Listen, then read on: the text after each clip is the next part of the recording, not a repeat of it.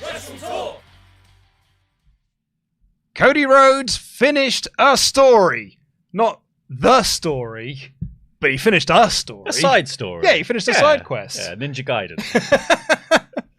Welcome to the WrestleTalk Podcast review of WWE Fastlane 2023. I'm Luke Owen, DAD. I'm joined by El Fakador, Laurie, Blake. Please do press the subscribe button if this is your first time here. Give us a little thumbs up as well to help the old algorithm. Leave a comment down below if you're watching this on demand with your thoughts on the show and Cody Rhodes winning the tag team titles. And if you're watching live, join in the live chat, of course, and get in your ultra chats to WrestleTalk.com/support. We'll read out all of them above the $5 amount. As we review a show with only 5 matches, we should get through this relatively quickly. Oh yeah, we're on the road to November, I think. So you know, we watched the show this morning, watched it separately, Yeah. and I said to you when it finished, like, big house show energies about this pay-per-view. It felt like a wrestling clinic in the sense that they were doing matches really well, but they were just like the prime example of each of those matches. It was like, this is what a triple threat looks like. Hey guys, have you ever seen a tag team match? We got 3 of them. You'll know what that is by the end of this. Yeah. But even though the tag straps changed hands, it felt very inconsequential. Inconsequential is a very good word. But it was a very fun show. Like, it was an inconsequential show. It probably didn't need to happen, but I'm glad that it did, because I had a fun time watching it. It was a breeze to watch. And I think actually it's a really good advertisement for how WWE are very good at structuring shows. Because this was a 3-hour broadcast, and I did some timings. Half of it was wrestling.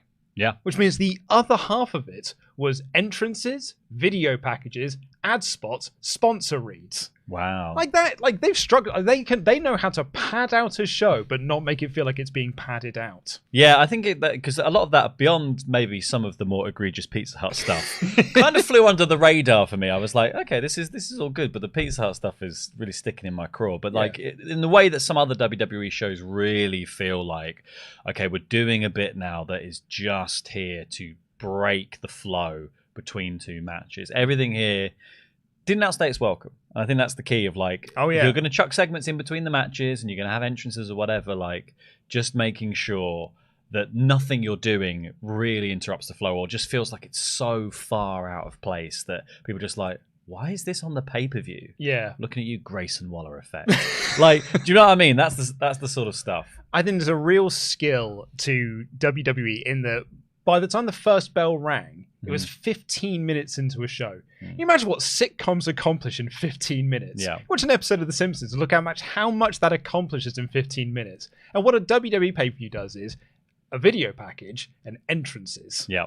And that's it. But you don't get to the end of those 15 minutes and be like, what a waste of 15 minutes. No, it really helps that so many of their tag teams have been thrown together so they both get separate entrances. That's really helping the sort of time padding. I think it was a real testament to the show that 5 matches I thought it breezed past. Like, someone said earlier, is like, it's you're going to really struggle to do the top 10 worst pay-per-views, like when we do our end-of-year nominations. And I completely agree, because there haven't really been any bad pay-per-views this year.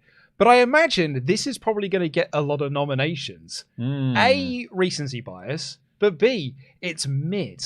Yeah. Kind of in a way, like it's just going to be like, at the end of the year, everyone's going to be like, oh yeah, Fastlane. Yeah, that did happen, didn't it? Yeah, I do remember that show happening. Or I'll throw that as one of my nominations in. As opposed to being like, oh man, Fastlane, that's definitely getting a nomination. But I think it will still end up getting points, and probably unfairly so. Yeah, maybe. I think it's just sort of sitting in that weird, like it's almost faded in my memory already.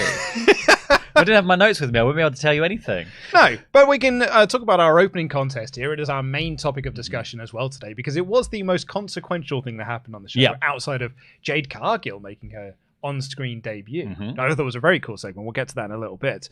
But it was Cody Rhodes and Jey Uso taking on the Judgment Day for the Tag Team Championships, a match that was announced last week on Raw, and Cody Rhodes and Jey Uso's promos were both like, I don't know why this match is happening. Yeah. But I guess I'll go for the tag belts. And now they've won them. Yeah, oh yeah.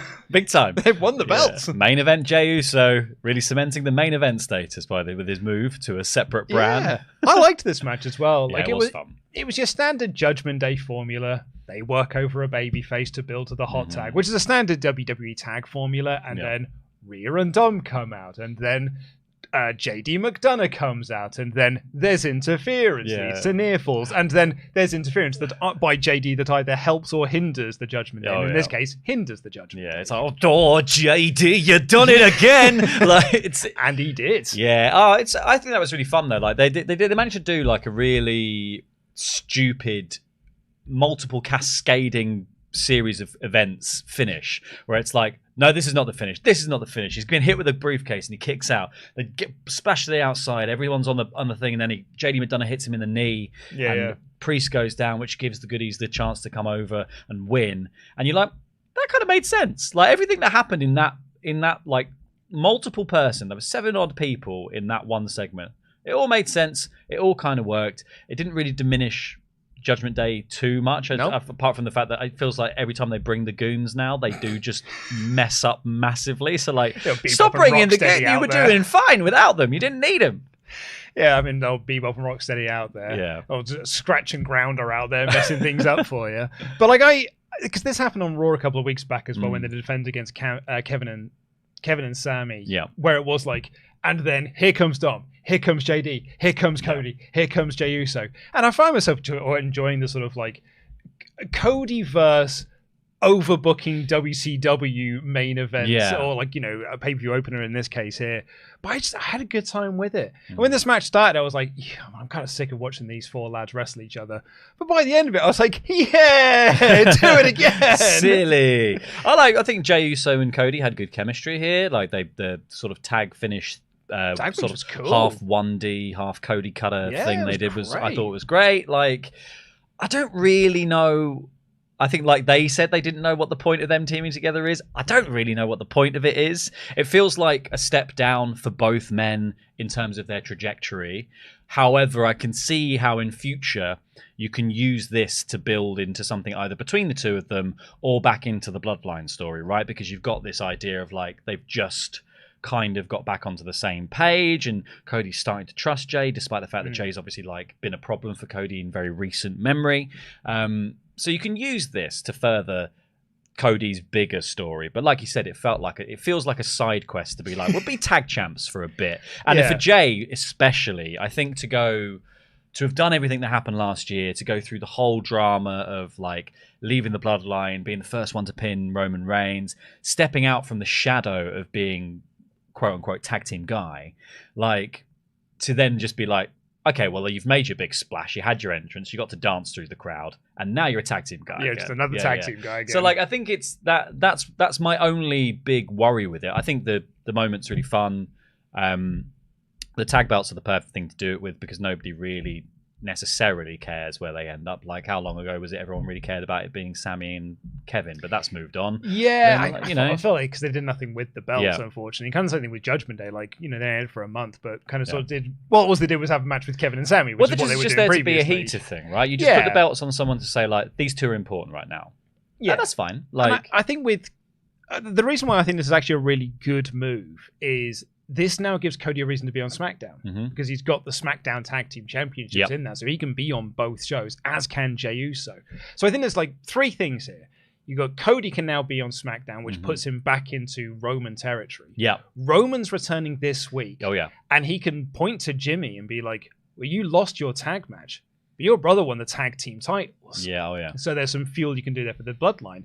But on the Raw side of things, Kevin and Sammy are now going to be looking at these 2 guys who've got their tag belts, particularly at Jey, who Owens doesn't like. Yeah. And Jey Uso is again a tag team champion and taken the belts that Kevin worked so hard to win in the main event of WrestleMania. Yeah. And now it's just back on Jey Uso again. And Cody brought him here. Oh, yeah. And it's like, and I think you can then do a fun tag match at Crown Jewel of Cody and Jey versus Kevin and Sammy. And then they form together like Voltron to take on the Judgment Day at Survivor Series. Yeah, I think this is the thing. As long as it leads to like a better tag division, and like the benefit the belts have had is that they were on the Usos for so long, which meant they were in the most popular storyline and the biggest storyline going in WWE.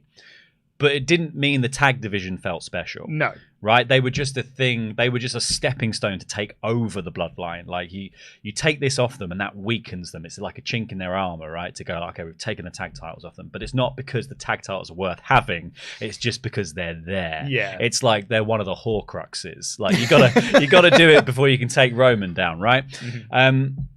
I think, yeah, this whole thing of, like, it seems like that's what it's going to build into this whole Bloodline story, continuing the drama with Roman and Sikoa and Jimmy on one side, and then you've got Jey and Cody as a team, then you've got the kind of outside bit of Sammy and Kevin really wanting the belts back, but Kevin's problem with Jey, even though Jey's now on the side of the light. But it's... But he's never going to trust that. If that doesn't...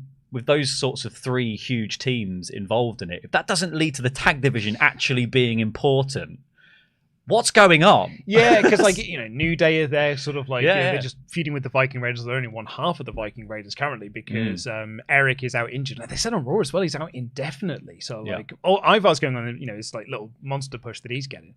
But DIY have just reunited. Street Profits have just blooming heel turn. Yeah, Street Profits and things like that. So, like, they haven't really got a prize to fight for. No. And as such, really don't feel like, I don't know what you're going to do with DIY on Raw unless you sort of move them into a tag feud with, I don't know if you, like, what heel team you put them with on Monday Night Raw. Maybe this is a way to, like, move Judgment Day away from the Codyverse for a little bit, and you can just do a little DIY Judgment Day feud. Yeah, but this is it. If there's no prize, like, if there's no division, because the belts just disappeared, it's like, why even be a tag team? Like, if you're never going to get a shot at the belts, why be a tag team? It's almost like, it is almost now the case is being made for, like, you need to split those belts because like you can just do, there's like the kind of the heavyweight tag champs, and then there should just be a mid-card tag champs. That's kind of what you want, rather than doing like Raw and SmackDown versions, because that means then you kind of have like a lesser story over here where it's just like DIY versus randos, and then you've got like main event scene kind of tag belts all in big factions and all in huge feuds. They need to kind of, they just need to make the tag division feel important again, and I think these are these are like the 6 men to do it, the kind of ones they picked out here. But yeah, it just needs to be about the belts and not just about get that Roman guy eventually. Yeah, all roads lead back to Roman, I guess. But I was genuinely surprised that they won the belts. Yeah, I didn't see that coming at all. No, I didn't either. And actually more for me as well, because now that I sort of look at the 3 storylines you got ahead of me, I was like, oh yeah, actually it really makes a lot of sense for them to win. Just going into this show, I was like, yeah, there's no way they're winning these belts. Where do you think it leaves the Judgment Day? Well, I think that's a problem that I've got with the Judgment Day overall, is that we have, since like Mania, and we've just been teasing them breaking up. And it's just like, some weeks they're fine, other weeks they're at each other's throats, then other weeks they're fine, then other weeks they're at each other's throats. This JD storyline has been going on since the draft. That happened back in like April and May. It's just like of him trying to join the group, and I was like, I'm ready for it to go into the next chapter of that story, as opposed to constantly being in chapter 1 of that story. He's like Guillermo in What We Do in the Shadows. He keeps getting promised to be made a vampire, but he's not allowed to be a vampire. Someone else will join the group in a minute. Oh, what? I'm kind of, because there was a point where there was a point in this show after this match where you see a backstage segment with the Judgment Day, and Priest is like, I'm not leaving here without a prize, right? So he's like, I'm doing it tonight. I'm cashing in. And I was like, yes, that makes perfect sense. It's like a bit of character motivation. Then Rhea steps in and goes, give me the briefcase. You're in no shape to do it. And I thought, oh, that absolutely opens the door. And obviously, like, there's the rules about whoever owns the briefcase, whatever. But I was like, you're making up the rules. You make up the money in the bank rules as you go along, kind of. There's absolutely just the room for, like, Finn Balor with a briefcase, just come out and cash it in. Yeah, secretly. Just secretly do it behind Priest's back after having told him that he can't do it. And then you've got a storyline with the Judgment Day to do. I guess so. Like, I don't think it would make any form of sense in the world. But like, you know, it's not the weirdest thing they've done with the briefcase. It's not, but also it's a made-up thing, so you can do whatever rules you want on it. But I don't think it would have worked personally. No. But... Or they just never give it back. Like, it's just like, Priest is never... the time is never right for Priest to cash it in, right? You just keep doing that until he gets so annoyed and it realizes it's Balor kind of whispering in Rhea's ear or whatever Or it it's is, just- and saying like, we're just not doing it. Rhea had this point on Raw where she was like, look, the Judgment Day doesn't have a leader. Judgment Day doesn't have leaders. That's kind of the thing they've been saying since they kicked Edge out of the group way back when, is that like none of us are the leader of this group. We are all the leader of this group. But she, in the last week, has felt like the de facto leader. She came back on Raw and she was like, what is going on here? Like, Dom's lost his North American Championship. You two are squabbling again. There's this JD thing on the outside. So she was like, look, here's what's happening. I've got you a North American Championship rematch, Dom, and you're welcome, by the way. Yeah. And we're all going to make sure that he wins that belt back again, which they did. Yep. And then it was here on this show, she was the one who said to Priest, no, you are not cashing in tonight. Now is not time. Taking the briefcase away from you. So she has become this de facto leader. I don't know what Fat lot of good it did them tonight. I don't know what story like that leads to. Yeah. Whether there's a split within the Judgment Day and you can do like an NWO Wolfpack thing.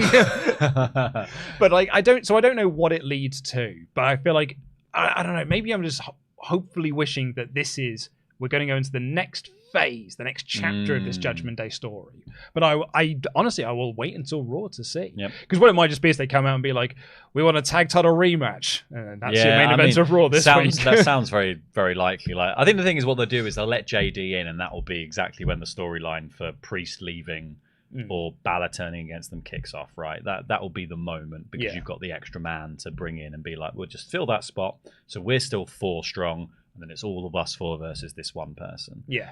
I want to see it go somewhere now, because I'm kind of getting tired of I think it's when the Money in the Bank briefcase becomes so prevalent, and it's not going anywhere. Like it does become a nuisance, actually. Yeah, it feels like that they're just waiting for the belt to feel important. Yeah, you know what I mean? Like, because Seth is doing what he can with that belt to make it not feel like a consolation prize, but I think it is still being looked upon by the majority of people as the consolation prize. Like, I don't think anyone looks at the World Heavyweight Championship and says that's the most important belt on Monday Night Raw, because Gunther's Intercontinental Championship feels way more important. So I wonder if they're just sort of waiting until that, like, he gets a bunch of wins under his belt and the people start to care about the title, then Priest can cash in. But I don't know how long that's going to take. Yeah. Well, like I was saying to you earlier before we started recording, that, you know, for me, with the World Heavyweight title and with Seth specifically, it's annoying his reign, because I've wanted every single other person to win that belt. That every single person he's gone against, I've wanted to win the belt over Seth. Just because I literally think it's kind of wasted on Seth, because I think you kind of get the conference of his star power being put on the title. But that is actually what's happening, is like the belt's not raising Seth's raising the belt. So putting the belt on somebody else might make somebody else feel a bit more special and a bit bigger. It's like when you do that in my GM mode, you get the plus 10 popularity. Like, we want the plus 10 popularity on like Shinsuke or on like Finn at this moment in time. Like Seth is Seth now, and he just can come out and people will sing his song.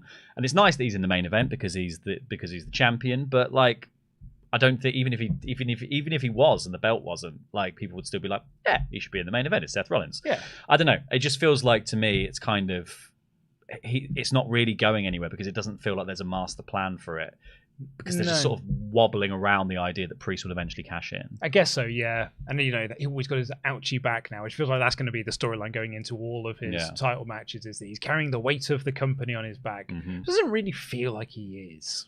He's putting on the best matches on a lot of the shows.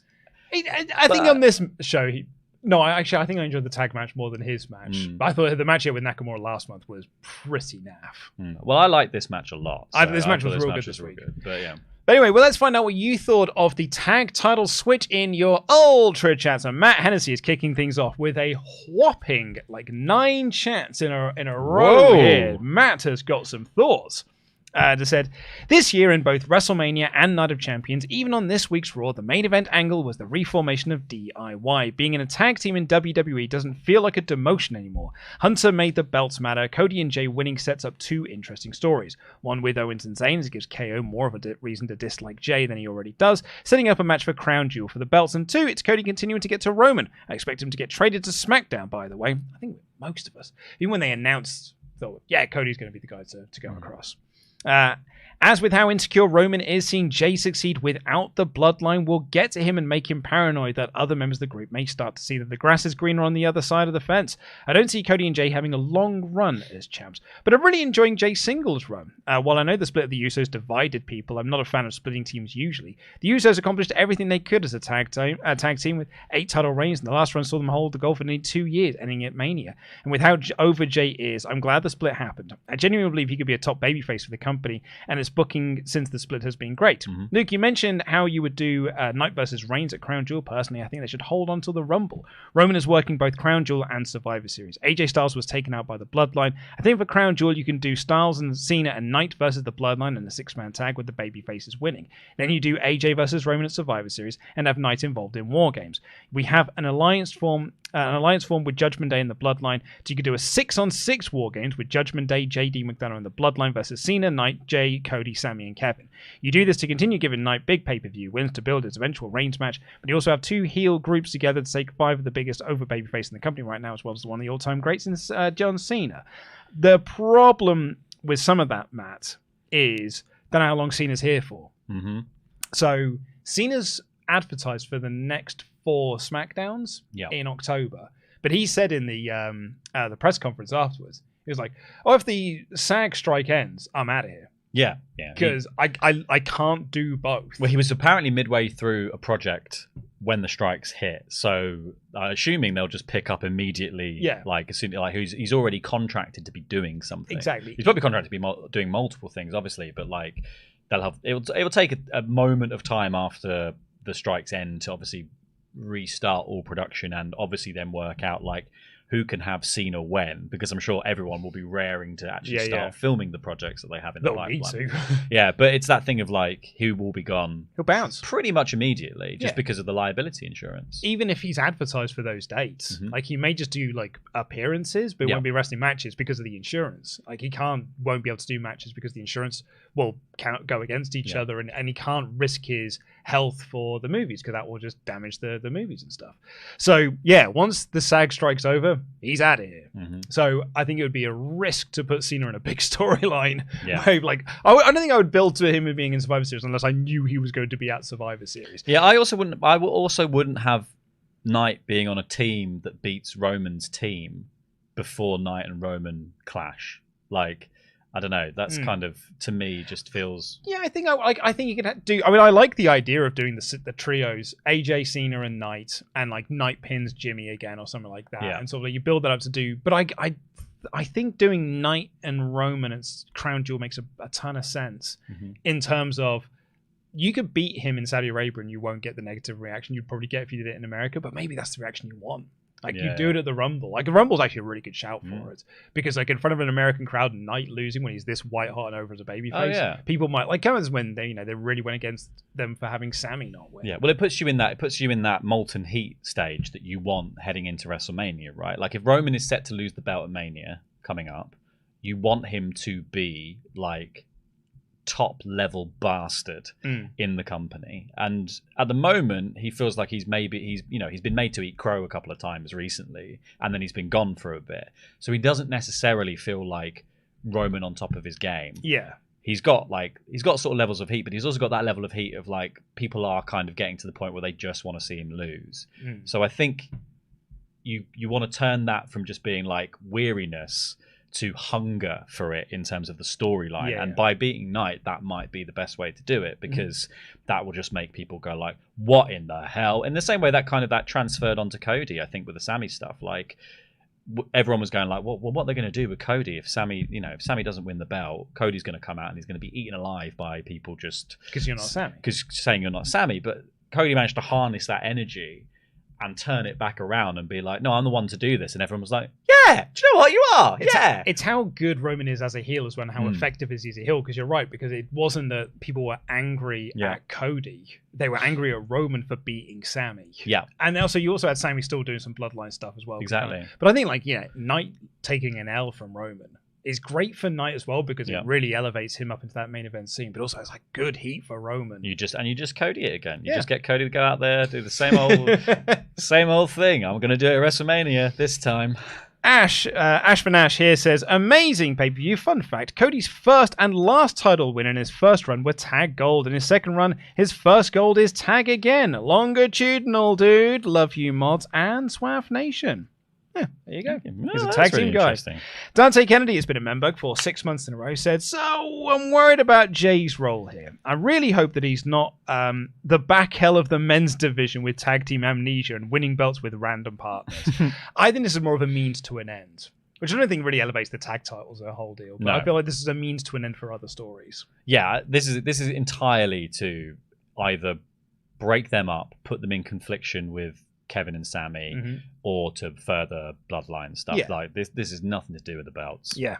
Evan Reich here says, with Cody now feuding with the Judgment Day, do you think we can see him winning the Money in the Bank briefcase off of Damian? Big fan of Punishment Martinez, but I do not see him dancing around the world title picture. Maybe Cody completes the story with a heel turn? I don't mind the idea of him like beating Priest for the case, but and then announcing ahead of time, I suppose. Yeah. Like you want him doing like a surprise cash in on Roman to finish the story. No, it has to be as down the line as possible. We're doing this main event of WrestleMania. Winning totally clean as well, like no help from the outside, I think. Yeah, it's got to be Cody on his own. But I think that's a really interesting point actually, because in all the talk of like in all the talk of sort of Cody versus Roman being a potential Mania thing, I don't think anyone's really. I'd never really given it much thought of like, well, how? Yeah. I just sort of assumed that one day he'd go, yeah, well, I'm going to do that at WrestleMania, because otherwise he wins the Rumble again, or he has to win Elimination Chamber. But this is a really interesting and novel way to do it. So you could just do that and then have him, because you could have him lose not win the Rumble, do the reverse, have him come in early, go the distance and not win. Him in the Elimination Chamber, and he doesn't quite win it. And so his last-ditch effort to get involved in Mania in any way, shape, or form is to literally get the belt off, to get the briefcase off the Priest. Could be an interesting way of doing it. I don't mind it at all. Actually, I think it's a really interesting idea. He loves adversity. Well, let's get into the show itself, or the rest of the show, because next it is your Pizza Hut sponsored match of the evening. Lovely. Backstage, Wade Barrett and Booker T putting over this coming Tuesday's NXT, which, just in case if you're wondering, I think they're looking to beat AEW in the ratings. Oh, yeah. They announced The Undertaker's going to be on the show. Yeah, just like, dong.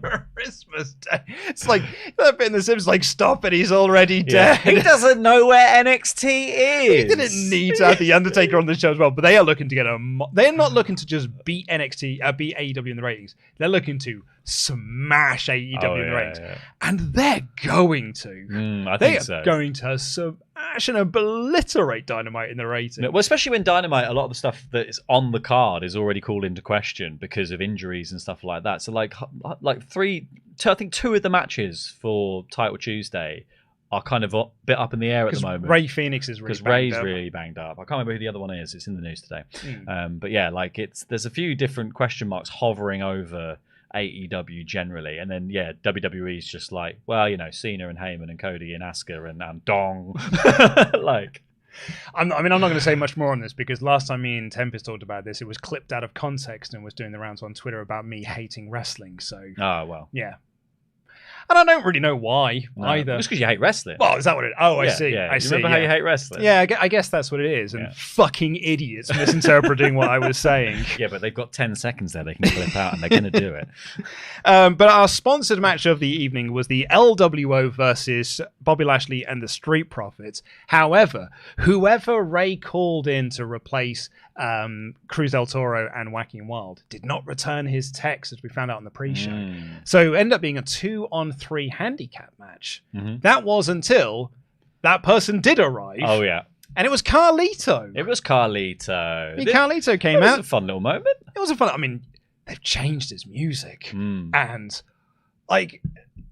Sure, you don't want to pay Jim Johnston any more money. Yeah. I get that. I understand that. But did you have to change it for something so generically rubbish? I think they must have realised late that was what was going to be the problem.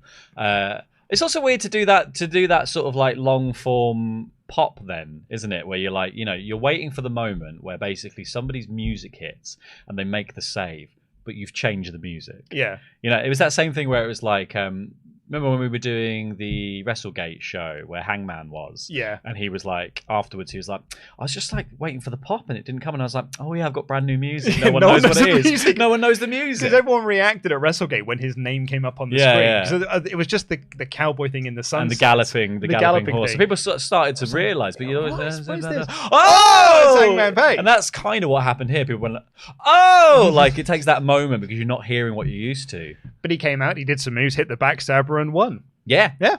And that was it.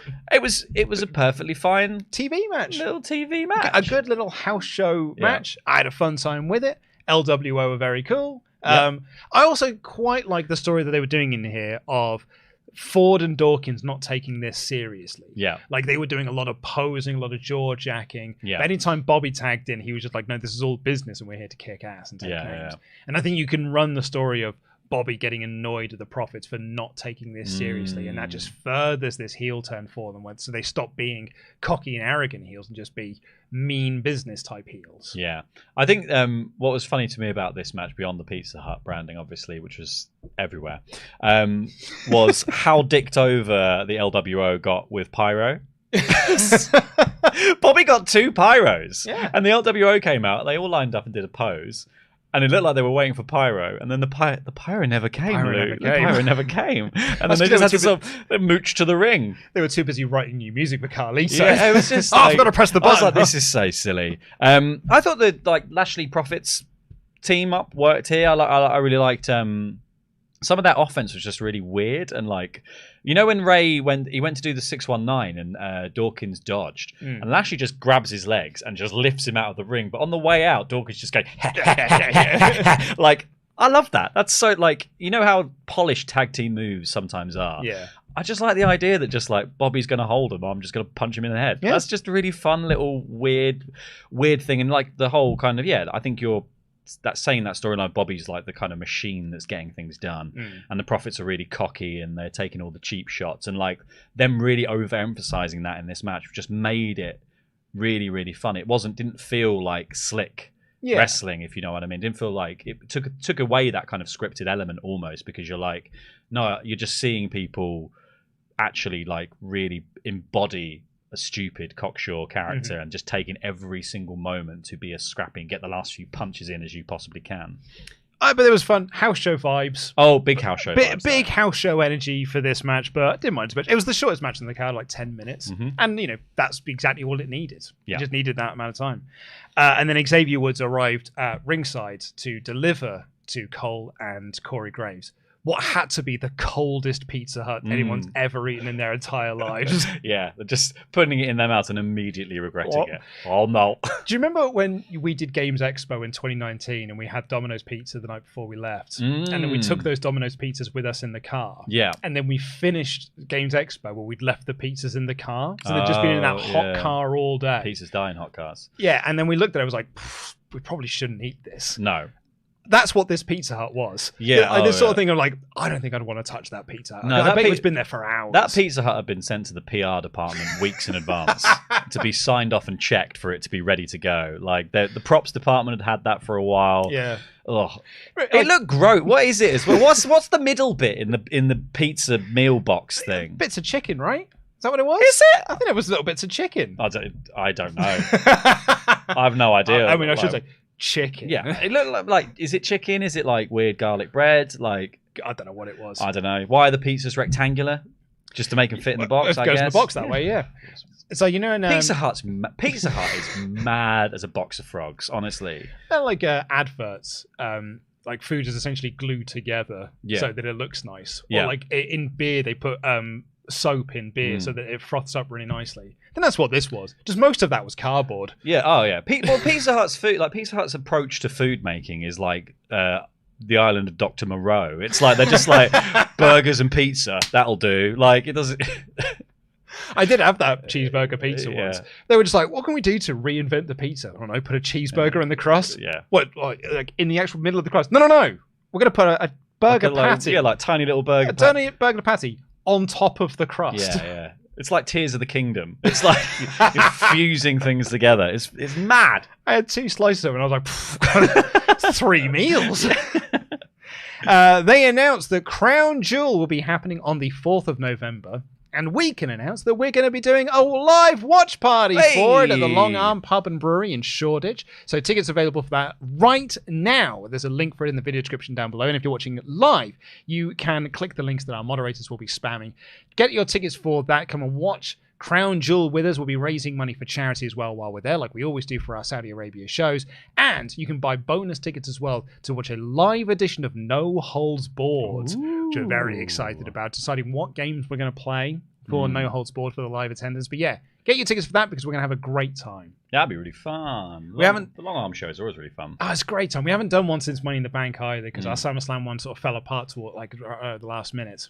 So I'm really excited to get back into there and do that one. Yeah. And we're going to be doing 2 shows as well. We're doing that one and we're going to be doing Survivor Series at the end of the month as well. So tickets will be available for the Survivor Series 1 at some point soon. But for now, get your tickets for Crown Jewel. They're actually selling quite well already. Oh, very nice. I'm just going to have a little check. I'm not going to announce a number or anything, but... That's a nice number. That's a nice number. And then backstage, in a very fancy car, in her gear, Jade Cargill arrived. Just arrived in gear. And I was like, she in the next match? Yeah. No, they just told her to turn up in her gear for the first day. Classic hazing. Looked incredible as well. Like, looked amazing. She looks like a megastar. And I think they are doing a great job in the presentation of Jade Cargill. Like, this idea of not everyone's going to know who she is. Not everyone watches AEW. Not everyone is up to date with all of the news of the signing. So on Raw and SmackDown, you show ESPN are covering this. TMZ are covering this. These are big outlets are covering this as a big deal. And then she arrives at this pay-per-view. Big car. There's photographers trying to snap pictures of her. Videographers doing this, that, and the Triple other. H meeting her in the car park. Triple H meets her at the car park to welcome her into the company. Yeah, and walk her in, She is going straight to the main roster. Yeah. There ain't no way she's going to NXT. No, absolutely not. Well, the only thing I would say that this needed was a Slim Jim's logo on the car, but other than that, I think it was pretty good. But yeah, I was a big fan of this. I thought this was great.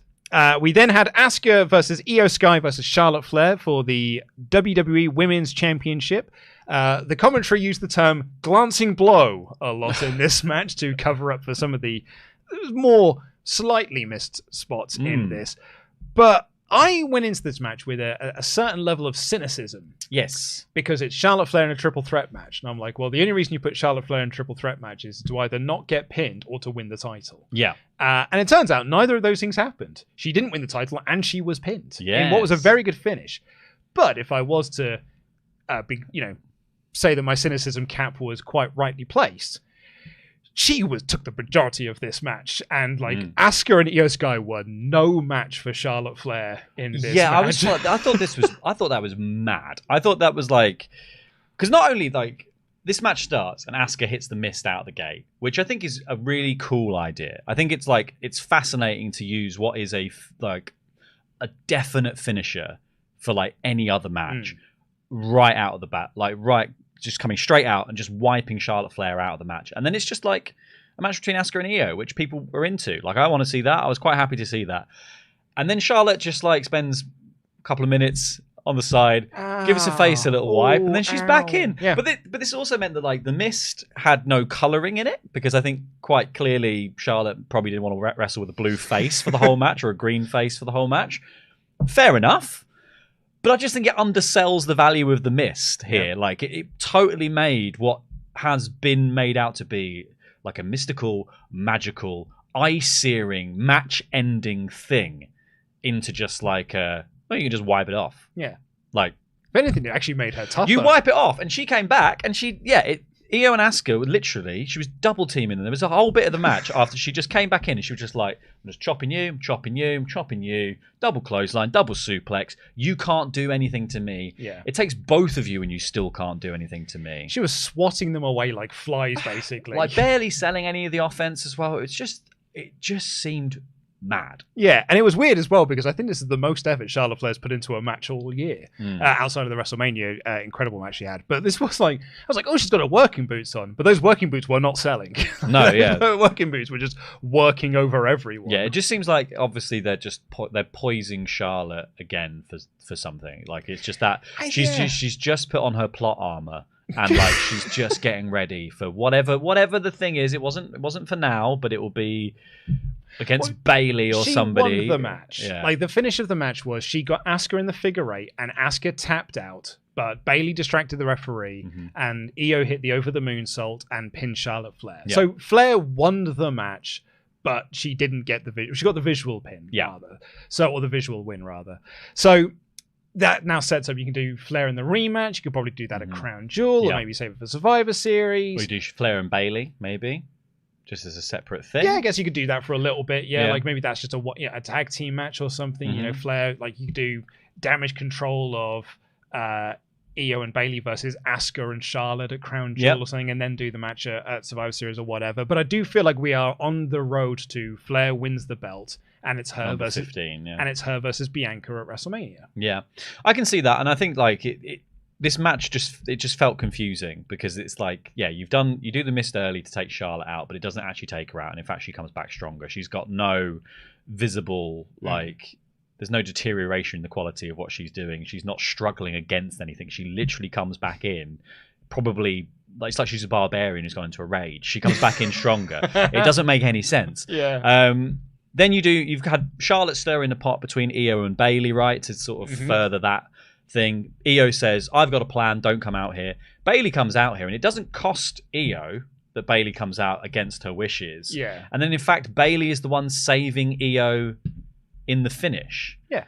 And it's just, that just becomes, what are you doing? Yeah, it was like, they keep teasing this idea that they're going to do a split in Damage Control. Yeah. But Bailey is she's the number one cheerleader. Yeah. It's like, it may look like, because there was a moment where it looked like she was going to cost her the title in this match, but she did save the title for Io once again and celebrated with her, and Dakota Kai came out. Yeah.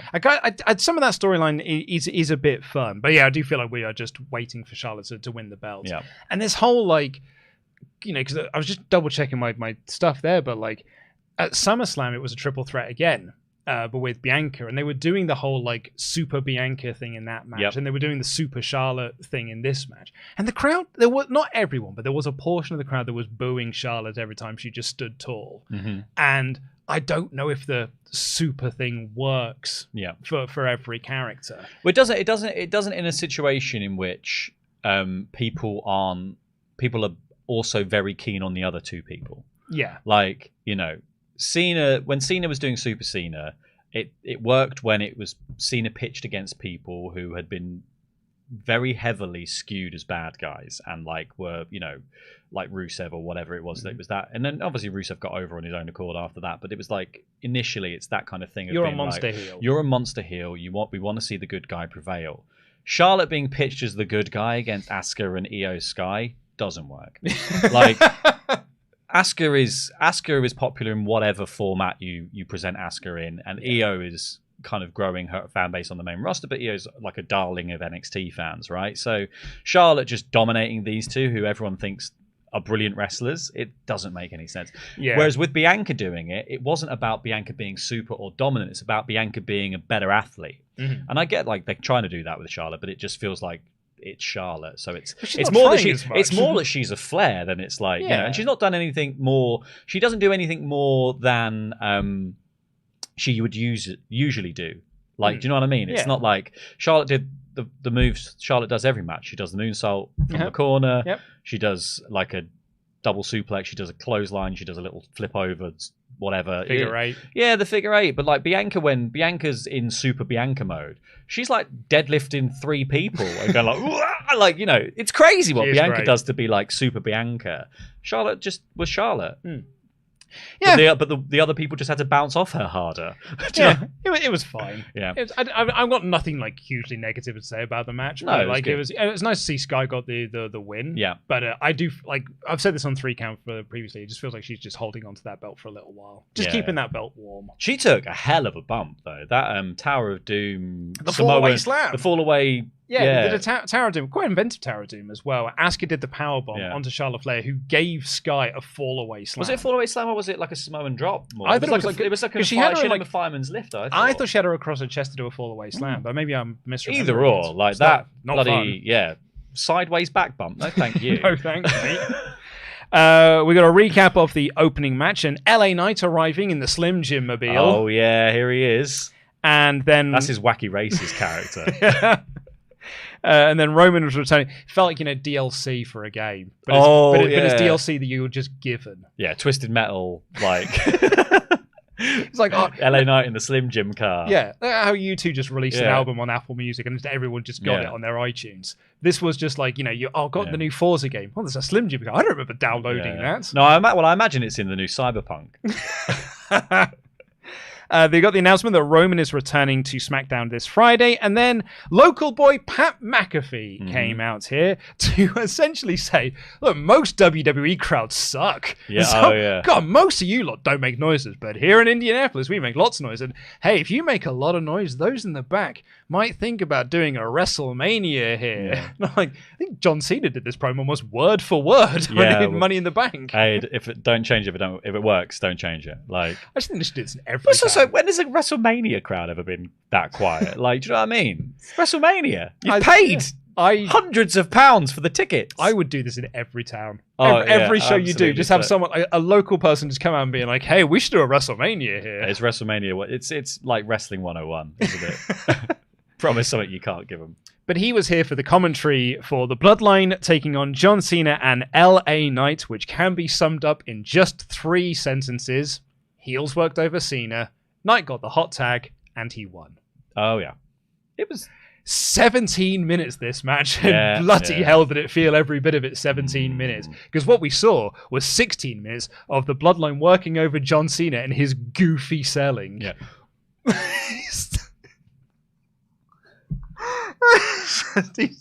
I can't fathom how someone who is such a good actor is so bad at selling. He just overdoes it every time. Well, that's the problem. It's because he oversells everything. He's like Michaels in that Hogan match at SummerSlam, but it's like, but every move is that. Yeah. Every person's Hogan. Every person's Hogan. That's just big. Falls down. He'll do like the punch things. He's got the stupidest fighting stance as well. Yeah. I saw someone describe his fighting stance is like the controller gets disconnected while you're in Street Fighter, like in the Street Fighter lobby. Oh yeah. Stand. Just waiting for the controllers to reconnect. I think the Bloodline did a good job on the beatdown. I think Jimmy and Solo look good here. Like Solo's crazy hip attack in the corner looked absolutely mad on Cena. Jimmy sort of filling in the Roman, chatting to Heyman vibes, really fun. Yeah. Like there were bits to like here. I just think it's too long. But it also it's too long, and it's way too long when you've already had 2 tag matches with the same formula.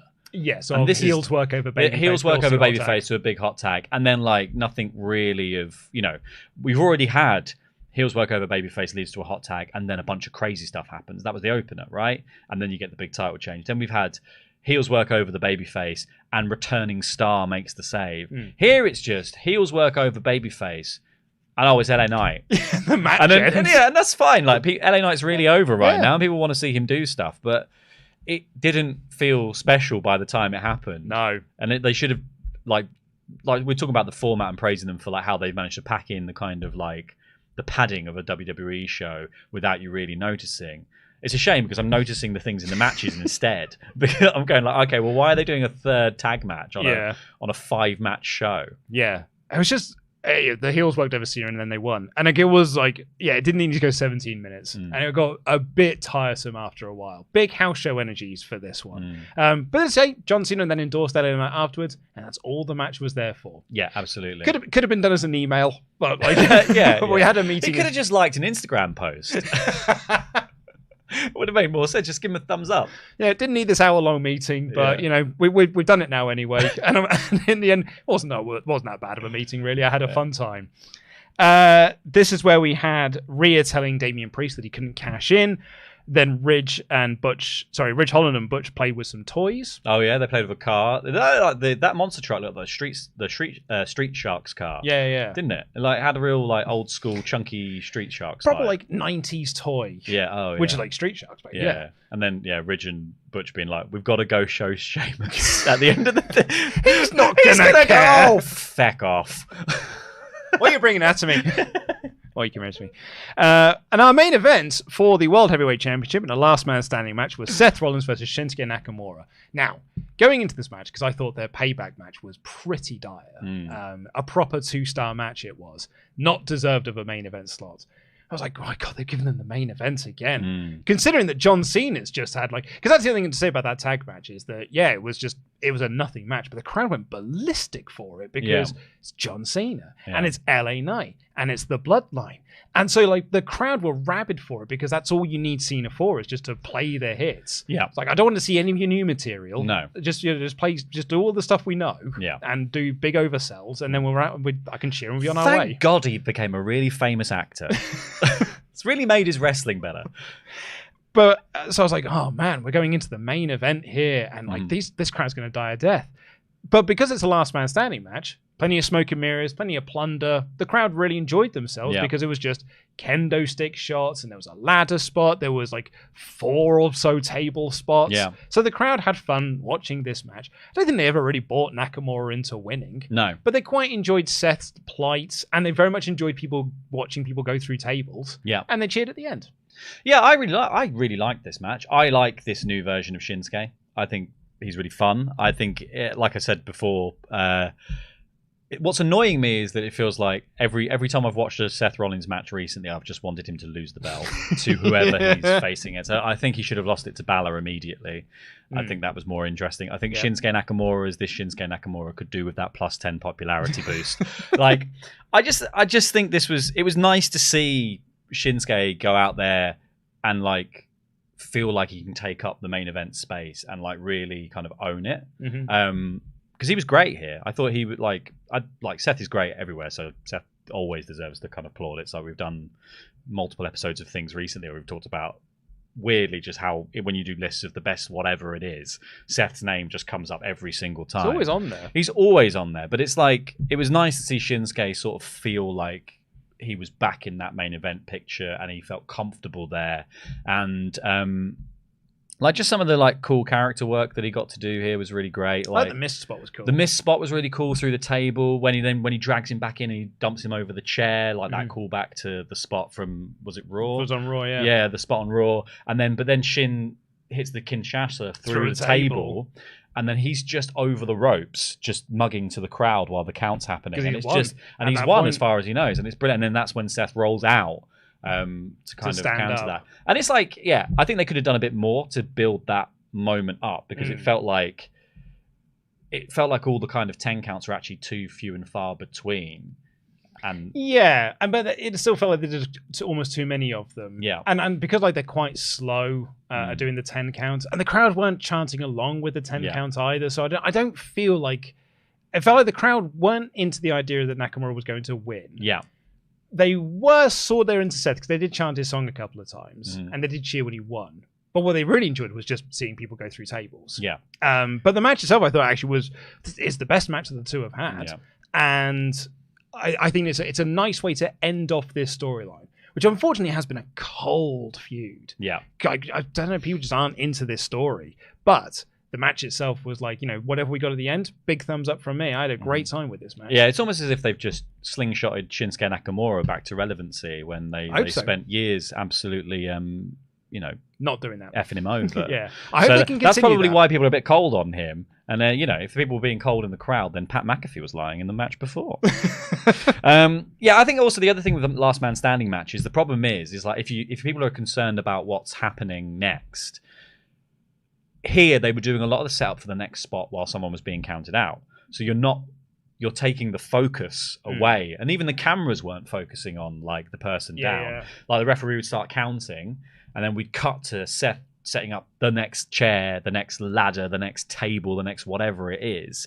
And then we cut back and Shinsuke standing up at 8. And he was standing up at 8 every time, or Seth was standing up at 8. So it's there's no progression here. You want to sort of slowly work people down into that kind of 10 count range where it feels like it's going to end. And then for the big Seth rolling out of the ring spot, I think what they needed to do was do a load of 10 counts in very quick succession, where it's he's struggling to get up more and more and more at 9. And then this last time you just know it's over because Shinsuke's just done the most heinous thing that he can do. And then the clever spot is the roll out of the ring. Yeah. You want to build that spot as if it's going to be a shocking revelatory moment. Or it's like Jey Uso kicking out of the Money in the Bank briefcase to the head or whatever it is. You want it to feel like... And therefore, yeah, like super game over, and then it's just like, oh, that was genius. Actually, like that was the correct moment. It's like it's all the sort of when someone just puts their fingertip on the rope or whatever it might be, Kevin Owens or Chris Jericho, like. So yeah, I think that was what was missing here, but I loved the stuff that they hit together was great here. Some of the sort of bumps that Seth took on the concrete or on the outside were great. Shinsuke's double knees through the table. I was just like, that was mad. I was like, proper biscuity break on that thing as well. It was like a Kit Kat. Yeah, but like and also like he overshot obviously, so he didn't actually land knees first into Seth. But like that, and then he must have just gone straight into the barricade like like cartoon cat. The big spot of the match was they had a ladder set up and by the announcers table, and Seth went up there to try and give a superplex to Shinsuke through the announcers table, but Shinsuke gave him the red mist. I can't remember because all of the different colors mean different things. Yeah, I can't remember what red mist means. It means he loves him. Is that what it is? Yeah. Oh, okay. Give him the power of love. Yeah. That's how he got back up at 9. And he gave him the mist, and he did a big Nestea plunge through the table. Very cool spots. Like I thought Michael Cole was great in this match to get over the plight of Seth Rollins and the dastardliness of Shinsuke. So I thought some of that was actually really, really good. And the finish saw them brawl through the crowd for a second time, and Seth hit a Falcon Arrow off of like a stage area through another table. And then Shin fell down at 8, basically. He was almost up. Yes, he was almost up, but fell down again. And Seth made his way back up, yeah. There is a different thing. Like, I'm going to do wrestling... Mists. Mists. They're different. Well, I think the red mist is jam flavoured. Colours. Let's have a look. Because I'm pretty sure red. It's quite often used... Hello, where is it? Quite often used, but it's said to burn the eyes. Ooh. Okay. But then most of them burn eyes. No, I was going to say, I feel like they've just sort of mixed them all in now. Yeah. Is that the black mist is death? Well, right? Black mist is death. Blue sends you to sleep. Yellow paralyzes. Right. Purple causes momentary distraction. And green, which is the most common used, obstructs vision. Right, which is the same as burning your eyes. Well, I think burning your eyes probably hurts a bit more than obstructing vision. Sure, okay, yeah. It doesn't actually... You can't I think WWE just uses them interchangeably. So the red one is like a Dilophosaurus. Yeah. Oh yeah. Yeah. Absolutely. I could see Shinsuke with thrills. He also used nunchucks in this match. He did also use nunchucks. And he hit him when he was in a bin with a kendo stick. Love it. This was silly and it was silly and fun. Fun. Shinsuke got to just do all the sort of mugging for the camera that you want from Shinsuke. I liked it. I just hope they do something with Shinsuke. That's what I'm hoping for. We can because I think Rollins will probably go into a feud with Ricochet next. I feel like they were setting up Ricochet to be the next challenger. Which again, like no one's going to buy Ricochet into winning the title, but they could probably have some good matches. And Seth has now got this storyline he can continue with this bad back that's going to be taking into every match, kind of like the Orange Cassidy storyline he was doing with the International Championship. But yeah, I want something good for Shinsuke. Need a big program for Shinsuke here to try and like keep up on some of this momentum. Yeah, I don't know what that program is. No, but I would like to see a decent program for. Because there's a lot of plates to spin as well. If Triple H is trying to do the kind of, if the booking is now trying to give kind of all these forgotten NXT stars, which is essentially what it feels like. Essentially, all the forgotten NXT stars are basically getting a program with Seth Rollins for the World Heavyweight title. So it's like you're all going to get a main event scene match, right? But then what do we do with any of it? Like, Finn dropped back straight into like tag Judgment Day, tag stuff, shenanigans, and like that's fine. But he was literally in the world title picture before. Shinsuke now might just drop back into sort of medium obscurity, and it's like go back to feud with Bronson Reed. Yeah, and it's like then is Seth actually putting people over in the way that Gunther is with the Intercontinental belt? Like you said, like people who are having these matches with Gunther, because they're so brutal and they're so long and they're so like they just have this air to them of like everyone, like he's really pushing people's limits, whereas Seth it feels like it doesn't ever feel close. No one's ever getting the hope up that someone's going to beat Seth. Like you said in this match, no one's really rooting for Shinsuke to win or feeling like he would. So what's the point in Seth having the belt then? Yeah, because it's like the rising tide should lift all the ships, right? Of course it should, yeah. So at this point, like Seth should probably drop it to somebody else when it can start to feel like a prize that can actually be won. Especially if Seth's going to lose it with a bad back, like because then what? Like then does the person who wins it, if Seth's back is broken, they're not going to look special. Depends how much they get for the back. They beat up a man who had a bad back. Well, a lot of people have made this point as well. Is that like, yeah, sure, Damien had a bit of a bum leg because he got hit with the briefcase, which I think is actually a really nice smart way of writing him out of cashing in on this show. Yeah. But also, it was like, have you seen how hurt Seth is? Like, I definitely would have cashed in. Yeah, because he's dinged up after this. Well, also because you could probably do it on the show. But also because you're cashing into a no DQ match, so have Dom and Finn do the beatdown. All you got to do is put a foot on him. Like you could hold the man down. Yeah, like absolutely makes sense to cash in here. I'd be surprised if they do a Raw cash in. Well, yeah, maybe we'll find out. But anyway, that was the show. I gave it 4 out of 5 in the edited review because, yeah, inconsequential though it was, I can't say it was a bad show. Even the women's triple threat match, I had my issues with it. Cena's match was dreadfully dull, but man, the crowd was super into it. So you can't say it was a bad match because it got massively over. So yeah, I just nothing bad on this show. I loved that it was only 5 matches. It was a breezy 3 hours. Yeah, that was a fun time. But it was like incredibly mid and inconsequential. Yeah, well, mid for me says 3 out of 5. Like in my personal rating system, I would say probably a strong 3 out of 5. Argument to be made for 3.5 out of 5. Yeah, just because I liked the Shin stuff and I enjoyed the opener quite a lot. So I was into it. I just wish there was more coming out of it or going more thought put into it. It's that thing of why are you using the name, why are you using the Fastlane pay-per-view beyond the fact you've booked a show in Indianapolis? What's it the Fastlane 2? Because that's what made sense about Fastlane before was that you're on the road to WrestleMania. It's the way to hotshot yourself into a WrestleMania match, right? It makes sense. It's not it's just called Fastlane now. I didn't even put that together because it was the Indy 500s. Yeah, I get it now. But that's why it was there. Yeah. It's just because that it's ties in with Cars. Hey, we've got a Cars one, and we've got a Cars toy here. Yeah, exactly. That's it. But yeah, it feels like it should. These things should have a knock-on effect of we've ended one feud. We've given Cody and Jey the title, so that's going to go somewhere. Everything in the middle. Pretty inconsequential. Well, I feel like because Roman's coming back and he hasn't been seen since SummerSlam, so kind of like where Backlash was just sort of we're a bit on pause after WrestleMania. We've sort of just been on pause since SummerSlam, and now Roman's coming back. It's right, unpause, and now we can get back into the big storylines to build towards Crown Jewel and Survivor Series. Well, it's not just because Roman's coming back; it's because NXT's this week. Oh, yeah, saving it all for NXT. But yeah, let us know what you thought of the show, and let's also give a shout out, as we always do, to Mara, who's in the chat. Hi, Mara. And we've also got a confirmation here that the Pizza Hut box contains a pepperoni pizza, a sausage pizza, boneless chicken wings, so just chicken nuggets, and breadsticks. How do you bone a chicken wing without? I don't understand.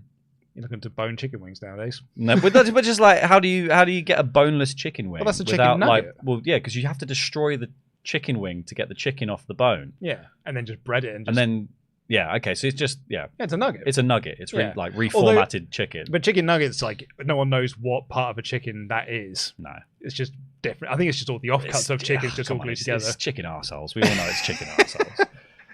And a bit of beaconed eye. Yeah, all right, yeah. Ben, no expense spared. Ben Blerick said, if it's another feud leading into the next pay-per-view with the story of Rollins can't do this anymore, I'm going to roll my eyes so hard. Nakamura failed twice, and Priest never seems that bothered until tonight. In the words of Mortal Kombat, finish him, please. I wish Mortal Kombat did end that with finish him. Please, yeah. Be polite. If you wouldn't mind. Thank you, Shankson. I will. Daniel, a real heel, says, hey guys, it's been a while. Great show last night. Really thought Damien's cash in with the green briefcase. Did you not see Jey on the press conference? Do you think LA versus Roman is a good idea if LA is going to lose? Also, thoughts on the Cricket World Cup. I do not watch the old cricket. No, neither do I. Tell you what, I'm going to Google Cricket World Cup.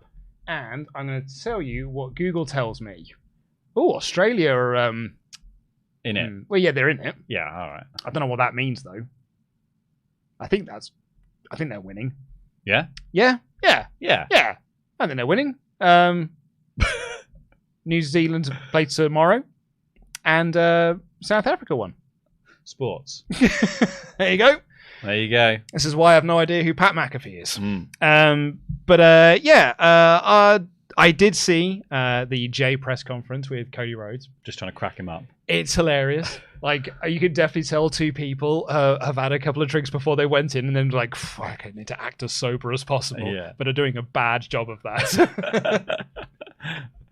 I think the LA Knight Roman stuff, I think like we said, I think LA Knight can lose to Roman to further the Roman story, and LA Knight will probably bounce back. Yeah. I don't think it hurts anyone. I think it's one of those you always run that risk of the fans just turning on the system, but I think as long as LA Knight doesn't call it out specifically, like you can kind of avoid it. Like if he goes rogue and goes like, well, this is nonsense, then you've got a problem. Well, I think it didn't hurt Sammy in the long run, him losing Elimination Chamber, but like no one really went into that Elimination Chamber match thinking that Sammy was going to win. In the same way, no one's going to go into the LA Knight thinking the LA Knight match thinking that LA Knight is going to win. No, but you can tell that story of like, oh, but what if? Yeah, and that's where the sort of the magic comes from. And I think it's actually. I think as long as he sticks to the kind of. I think as long as he, the promos don't go off the rails in terms of just like you go too hard on Roman, you destroy his kind of credibility here. But like, that's the only problem with someone who's so over in terms of like the promo and all that kind of stuff. But I don't think LA Knight's the kind of guy who would go out for himself here. No, I don't think so. Ryan here says, show is pretty mid-entertaining, though too many ads, which soured on me, but very well paced. 3 out of 5. 3 out of 5. Solid. Get yourself some breadsticks. Gabriel Reyes said, I think that's probably the most edible thing in that box. Yeah. The breadsticks. They're probably the only thing in there that's made of actual food. Well, of the food that's advertised. Definitely. Yeah. Yeah. Oh, yeah. Like that. Those breadsticks are made of bread. That sausage might not be made of sausage. Oh, no, that's definitely bumholes and eyelids. Yeah, that's bumholes and eyelids. Gabriel Reyes has been a member for 26 months in a row. Says, this pay-per-view flew by. So maybe the ideal length in minutes is 108 minutes or so.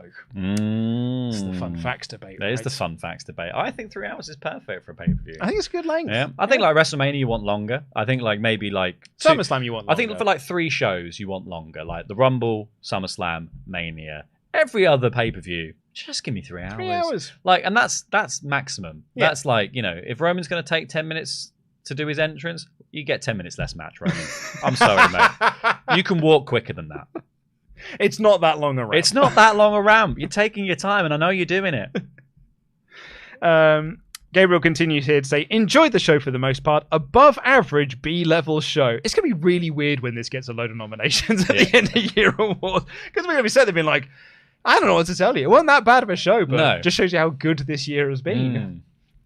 Kieran says, you guys rule. Thank you for being here. Didn't hate the show, but I wish the stories matched the pay-per-view crowd heat.